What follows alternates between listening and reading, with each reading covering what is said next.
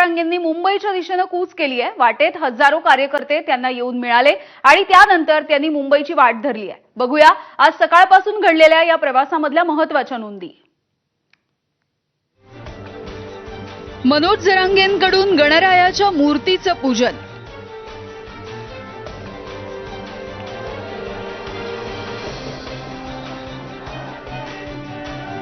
संतोष देशमुखांचे बंधू धनंजय देशमुख आणि मुलगी वैभवीकडून जरांगेंची भेट,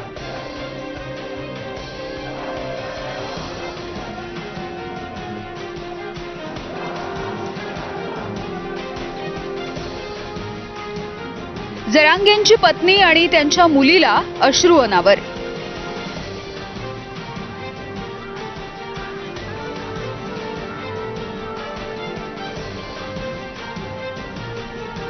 पत्नीसोबत मुलीची सुद्धा जरांगेंनी गळा भेट घेतली।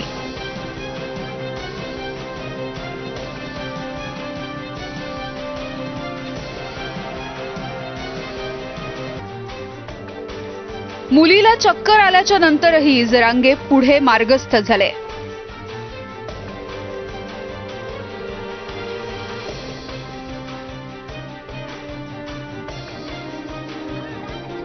पैठण फाट्यावर कुटुंबाकडून जरांगे पाटील यांची ओवाळणी केली गेली।